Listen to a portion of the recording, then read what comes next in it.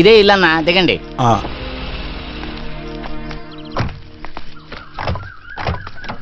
సీజన్కి ఎన్ని పనసపళ్ళు వస్తాయి అన్నా అది మామిడి చెట్టు అన్నా.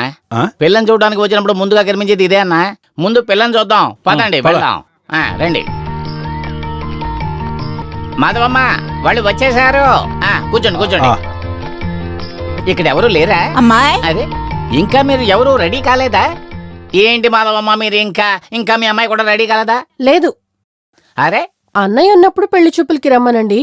అరే మీ అన్నయ్య ఫోనే తీయలేదు. ఈ మొబైల్ వచ్చాక అందరూ ఇంటి బయటే ఉంటున్నారు. నేను ఫోన్ చేసి చూశాను. ఇలా చూడు మాధవమ్మ, అచ్చా ఇలా చూడు పాప, అచ్చా ఇలా చూడండి.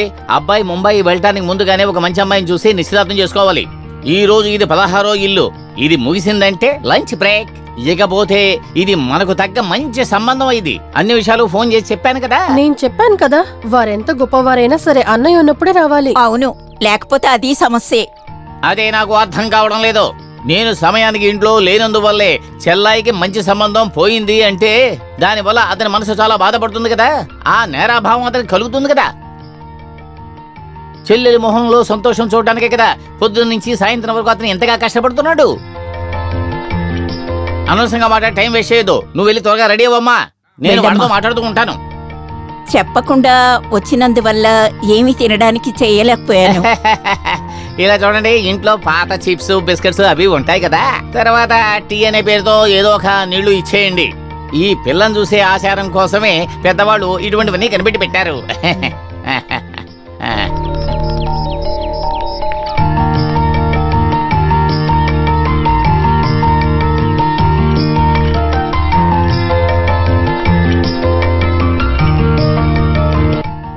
చదువుకుంటున్నావమ్మా? ఎంఎస్సీ చదివాను.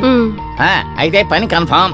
ఇక మీద మీరు చెప్పండి సార్. పోయిన 6 రోజుల్లో మనం చూసిన పిల్లల కంటే అన్ని విధాల బెస్ట్ ఈ అమ్మాయే. వంశపారంపర్యం, చదువు చూడడానికి కూడా అందంగా ఉంది. అమ్మాయి మాకు బాగా సూపర్.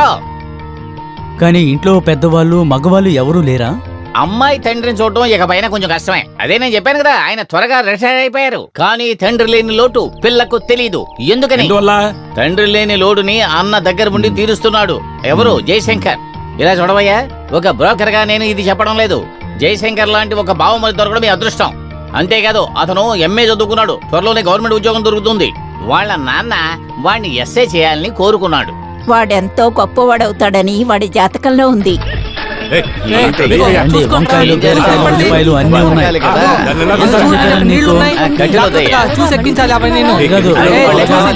అన్లోడ్ చేయడానికి కూడా జరిగింది చెప్పేదారా?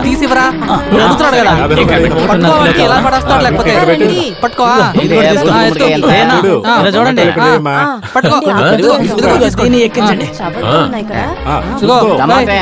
కిందకి దిగండి, అవన్నీ మేము చూసుకుంటాం. మీరు మా మీద అధికారం చెల్లాయి.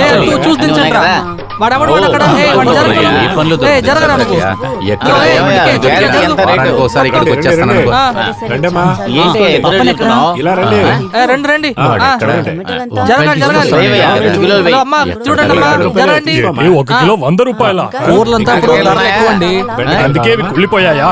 100 రూపాయలు ఎక్కువ. 80 రూపాయలు ఇస్తాను. ఇదిగో 50. ఇదేనమ్మా అది నీకు 90 రూపాయలు అన్నప్పుడు 80 రూపాయలు అన్నావు. 80 రూపాయలు అంటే ఇప్పుడు 50 రూపాయలు ఇస్తున్నావు. 50 లెక్క పెడితే 30 రూపాయలే ఉంది. ఏమనుకుంటున్నావయ్యా? 50 వచ్చే వారం ఇస్తాను. ఇది నా స్టైల్ కదా. తీసేటప్పుడు 10, వెళ్ళేటప్పుడు 100, తర్వాత 1000. అలాగా? ఇంకా ఆడి దగ్గర తీసుకోక ఇవ్వు. లాభానికే నేను ఆలోచించాను. దేవుడా, మూట పట్టుకో. అదేంటో తెలియట్లేదు, సడన్ గా చైన్ వస్తుంది. ఇచ్చానంటే ఒక చెయ్యరా చాలు. ఓ అంతే కాదా? పద లేపు. అంతేరా, ఏంటయ్యా పదరా. రే జయ, నీ అంత చదువు జ్ఞానము, నీ కలర్ మాత్రం నాకుందనుకో. క్యాబేజీకి క్యారెట్ కి మధ్య నేను ఎప్పుడో ఎస్కేప్ అయ్యేవాడిని. నువ్వు మట్టిని కేవలంగా చూస్తున్నందువల్ల ఇలా ఉన్నావురా. ఓ రేయ్, మట్టిని ప్రేమించాలి. అవునవును, ఒక అమ్మాయిని ప్రేమించడం గాయమే ఆరలేదు. ముందు అమ్మాయి, తర్వాతే మట్టి. ఏ అటు చూడు, సదానందయ్య గారు. త్వరగా వెళ్ళి లోడ్. ఏంటిది, తిరుపతి కొండెక్కినట్టుంది. నమస్తే అయ్యగారు. ఇటు చూడండి, 8 మూట్ల వంకాయలు, 12 మూట్ల దుంపలు, 72 అరటికాయలు, మిగతా ఉన్న లిస్ట్ లో ఉన్న అన్ని దొరికాయి. అన్ని కూరగాయలు ఉన్నాయి. 11,500 తీసుకోండి. నువ్వు ఎప్పుడు త్వరగా ఇస్తావు కాబట్టి నీకు డిస్కౌంట్ ఉంది. తర్వాత టోనీకి ఇవ్వడానికి ఇందులో 6 లక్షల రూపాయలు ఉన్నాయి. మర్చిపోయా జయ, చెల్లి పెళ్లి విషయం ఏమైంది? సంబంధాలు అవి వస్తూనే ఉన్నాయి. పెళ్లి కదా, కొంచెం జాగ్రత్తగా చూసే చేయాలి కదా సార్. అది సరే. డబ్బు ఆస్తి లేకపోయినా పర్వాలేదు, మందు కొట్టేవాడిగా ఉండకూడదు. మన ఊర్లోనా? వీడి చెల్లిగా ఇంట్లో ఉండాల్సిందే. నేను ఒక నిజం చెప్పాలా? పెళ్లి తర్వాతే నేను మందు కొట్టాను, ఏమైంది? తనతో ప్రశాంతంగా జీవించడానికి. రేయ్ రారా, వస్తానయ్యా. ఒక్క విషయం చెప్పుకోనివ్వడే. అయ్యగారు, మీతో విషయం చెప్పాలనుకున్నాను. ఏంటి? వాడు న్యాయమైన వాడే, మంచివాడే. కానీ ఇలా 5 లక్షలు 6 లక్షలు ఒకేసారి ఇస్తే రిస్కే కదా. 50 కిలోమీటర్లు బండి తోలడానికి బద్దకించి ఇలా ఓవరే కదా. డబ్బులు మీరే తీసుకెళ్లి డైరెక్ట్గా ఇవ్వచ్చుగా. లేదురా, వాడి మీద నాకు నమ్మకం ఉంది.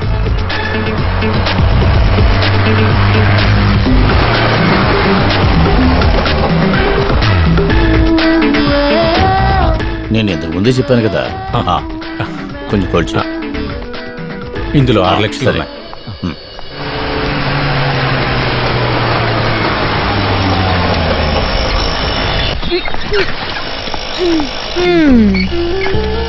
గోపి అన్నా, చూడండి, కూరగాయల పేరుతో ఎవ్వరికి పనికిరానివన్నీ మాకిస్తున్నారా? ఇకపై మీ సప్లై మాకు అవసరం లేదు. మార్కెట్ కి డైరెక్ట్ గా నేనే వెళ్లి తీసుకుంటాను. మార్కెట్ లో 5-10కి తీసుకుని మా దగ్గర 50-60కి అమ్ముతున్నారు. మీ వ్యాపారం బాగుందే. నవ్వుతో మాట్లాడుతూ అందరినీ పడగొట్టి మంచి పేరు హరిశ్చంద్రుడు అన్న బిరుదుని తీసుకున్నారు. పోండి పోండి. మిగతా వాళ్ళకి నొప్పి ఇచ్చేదానికంటే అవుతుంది. 50 రూపాయలు సరే, తక్కువకే మీ నాన్నకి వస్తువులు ఇస్తున్నా. అదంతా తర్వాత మాట్లాడుకుందాం. త్వరగా నువ్వు ఇంటికి వెళ్ళు. ఏంటి గోపి అన్నా? మీ చెల్లెని చూడడానికి పెళ్లివారు వచ్చారు. ఏంటి, అల్లుడు వచ్చాడా? నిజంగానా? లేదు, అబద్ధం. నీకు కాల్ చేస్తే తీయలేదని కళ్యాణి తనతో చెప్పింది. తర్వాత మీ చెల్లెలికి వచ్చిన సంబంధం వాళ్ళు నాకు బాగా తెలుసు. మంచి కుటుంబం, మంచి కుర్రాడు, ఇద్దరికి జోడి చక్కగా ఉంటుంది. ధైర్యంగా పెళ్లి చేసేయచ్చు. చాలు, చాలా సంతోషంగా ఉంది. ఇకపై నేను ఆనందంగా కళ్ళు మూస్తాను. దేవుడా, అల్లుడు ఇంటి నుంచి వచ్చినందుకు, తనని చూసినందుకు, నచ్చిందని చెప్పినందుకు. చూడు చెల్లెమ్మ, నా గుండె లబడబడబడబడ కొట్టుకుంది. అట్టాకా మావయ్య? ఒక్కటిచ్చాననుకో జోకులేస్తుంది. సంతోషంతో కూడిన లబడబలవి. నేను కృష్ణుని గుడికి వెళ్ళాను, అర్చన కూడా చేయించాను. ఆ అర్చనకి 10 రూపాయలు కూడా ఇచ్చాను. చూడు, నేను చెప్పేది ఏమిటంటే, 3 ఏనుగులున్న కుటుంబం ఇది. దానికి తగినట్టుగా పెళ్లి కూడా జరగాలి. అదేంటి, పెళ్లికి ఏనుగు దంతాలు అవసరమా? నువ్వు మాట్లాడకే. చాలా తమాషాగా మాట్లాడుతుంది చూడు. ఇదిగో చూడమ్మా, 100 సవర్ల నగలు వెయ్యాలి, 3000 మందిని పిలవాలి, 5 రకాల పాయసాలు వడ్డించాలి. వీటన్నిటికి కలిపి డబ్బు ఎంత అవుతుంది అనుకుంటున్నావు? నీ దగ్గర డబ్బుందా? డబ్బుకు బదులు అల్లుడికి బెండకాయ కాకరకాయ ఇస్తే సరిపోతుందా? చూడు, చివరిగా నేను చెప్పేది ఏమిటంటే, ఈ ఇల్లు స్థలం నా పేరులో రాసివ్వు. సెంటుకి 10,000 చొప్పున నేనిస్తాను. ఏంటి, రేటు కాస్త ఎక్కువగా ఉన్నా తోబొట్టువు దగ్గర తీసుకున్నానన్న సంతోషం నాకు, ఇల్లు స్థలం వేరొకళ్ళ చేతికి వెళ్ళలేదన్న సంతోషం నీకు ఉంటుంది. వద్దు, దానికి ఎటువంటి అవసరం లేదు. ఏంటి, మా మాటలన్నీ నువ్వు విన్నావా? విన్నాను. కళ్యాణిని చుట్టానికి ఒక పెళ్లి కొడుకు వచ్చాడంట కదా. ఒకళ్ళకొకళ్ళు ఇష్టపడ్డారు. మొబైల్లో నేను దొరకలేదు, కానీ గోపి అని అన్ని చెప్పాడు. నేను తెలుసుకున్నాను. స్ట్రైట్ గా పెళ్లి కొడుకుని చూద్దామని వెళ్ళాను. అక్కడ ఉన్న వాళ్ళందరూ పెళ్లి కొడుకు గురించి బాగా చెప్పారు. మంచి కుటుంబం మీరే. వెంటనే ఏమీ ఆలోచించాల, జోసియర్ గారి దగ్గరికి వెళ్ళి వెంటనే పెళ్లి ఫిక్స్ చేసుకొచ్చా. వచ్చే ముహూర్తంలోనే పెళ్లి. వచ్చే 15వ తారీఖు మంచి రోజు. ఆ రోజే నిశ్చితార్థం. ముహూర్తం 10-10:30 మధ్యలో. కుదిరితే మీరు వచ్చి ఆశీర్వాదం చేరి వస్తారుగా. నువ్వే ఈ కేసుకు తగిన అల్లుడివి. ఇదిగో చూడు, నా చెల్లెలి విషయంలో నేనెంత శ్రద్ధ చూపిస్తున్నానో అదే విధంగా నువ్వు నీ చెల్లెలి విషయంలో అంత శ్రద్ధ చూపిస్తున్నావు. తర్వాత జయ, మనం ఈ పెళ్లిని బ్రహ్మాండంగా చెయ్యాలి. అది మీరు నాకు చెప్పాలా? మీ చెల్లెలు కూతురే కదా, అలాగే చేస్తుంది. మరి ఒక 3000 మంది కన్నా భోజనం, 4 ఏనుగులు, తాళాలు, మేళాలు, కూచిపూడి. కానీ దీనికంతే మంచి అమౌంట్ కావాలి కదా. నా దగ్గర ఎక్కడ ఉన్నాయి డబ్బులు?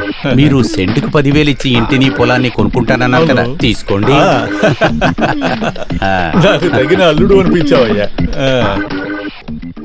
ఇదిగో అడ్వాన్స్ 50,000. అడ్వాన్స్ అంతా మీ దగ్గరే ఉంచుకోండి. ముందర పేపర్ ఇవ్వండి. తెలివైన వాడివి.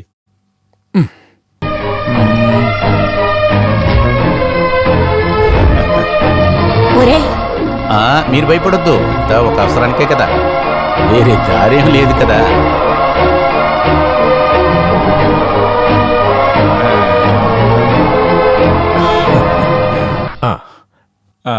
మీరిది కొంచెం చదివి చూడండి. ఆ, నీ నక్క తెలివి చూపించి మళ్ళీ ఇంకోసారి ఇంటికి వచ్చేవే అనుకో. అది కూడా చదవండి, అది కూడా చదవండి. ఆ, మేనమామని కూడా చూడను, కాళ్ళు రెండు విరగ్గొడతాను. ఆ, అయ్యో నిజంగానా? నిజంగానే. చెల్లెమ్మ నేను బయలుదేరుతున్నాను. ఒక 10,500. మిమ్మల్ని నా గొడుగు. ఉన్నదంతా తీసుకెళ్ళి ఈ ఇల్లు కూడా కావాలట. ఇదో తీసుకో. అయ్యో హ, సరే అది అలా ఉన్నాయి. పెళ్లి కొడుకుని చూశాను. పదమా. అవును, వరకట్నం పెళ్లి ఖర్చులంటూ చాలా డబ్బులు ఖర్చు అవుతాయి. అవును, కట్నం డబ్బులు ఇవ్వాలి కదా, దాని గురించి మీరు ఆలోచించి బాధపడదు. నాకు తెలుసు, ఎవరి దగ్గరైనా అప్పు వద్దు, చేస్తారు, వద్దు. అంతే కదా. ఇంత ఖర్చు పెట్టి నాకు ఇప్పుడు పెళ్లి అవసరం లేదు. నువ్వు ఇప్పుడే కుటుంబం కోసం చాలా కష్టపడుతున్నావు. ఇక్కడ చూడు, నా ఇంటి కోసం కొంచెం అప్పు తీసుకుంటాం అనేది నాకు చాలా ఇష్టం. అది నేను కూడా అనిపించాలి కదా. నా బంగారు చెల్లెలు తిని పొనుకుంటాం చూసుకోమ్మా. నేనో మాట చెప్తాను, కోపగించుకోకురా. ఏంటమ్మా? నువ్వు ఊరికి వెళ్ళి నేరుగా చూడొచ్చుగా. వద్దమ్మా, పెద్దన్న పొజిషన్ అంతా మారిపోయింది. వాడు కోటీశ్వరుడు కదా. డబ్బులు బాగా సంపాదించి ఉన్నవాళ్ళు మనుషుల్ని దూరం పెట్టుకోవాలనుకునేది మనలాంటి వాళ్ళనే కదమ్మా. ఆయన ఇంటి ముందు నుంచున్న యోగ్యత కూడా నాకు లేదు కదమ్మా. ఏదైతేనే వాడు మా అక్కయ్య కొడుకు కదా, పెద్దమ్మ కొడుకుని సాయం అడిగితే తప్పేం లేదు. వద్దులేమ్మా, సొంత వాళ్లతో గొడవ పెట్టుకుని వెళ్ళేటప్పుడు మనం ఏం అడగకుండా మనకి డబ్బులు అవసరం వచ్చినప్పుడు అతని దగ్గరికి వెళ్ళటం అనేది ఇక్కడ చూడనమ్మా, అది బాగోదులేమ్మా. రే జయ, ఈ టోనీకి సదానందయ్య గారికి ఏం సంబంధం? ఏంటి? అంటే ప్రతిసారి లక్షల డబ్బులు ఇస్తున్నాడు, ఈసారి కూడా 10 లక్షలు. అది వాళ్ళిద్దరి మధ్య ఏదో బిజినెస్ ఏమో. అదంతా మనం ఎందుకు అడగాలే. ఇది మనకి ఏ ఖర్చు లేకుండా హెల్ప్ చేస్తున్నాం అంతే. మన దగ్గర అయ్యగారు డీసెంట్ గా ఉంటున్నారు అంతే. సరేనే. నా చెల్లెలు పెళ్లికి అయ్యగారి దగ్గర కొంచెం డబ్బు అడగాలి, ఇస్తాడంటావా? కానీ నేను పెళ్లి తర్వాతే సహాయం అడిగాను. ఎవరి దగ్గర? అయ్యగారి దగ్గర. మా మామయ్య దగ్గర. ఎంత వేగంగా కాలం వెళ్ళిపోతుందిరా. నా చేతులు పట్టుకొని ఆడుకున్న నా చెల్లెలు ఇప్పుడు చూడు పెళ్లి కూతురు అయిపోయింది. అన్నా మెల్లిగా మెల్లిగా నేను పట్టుకుంటాను.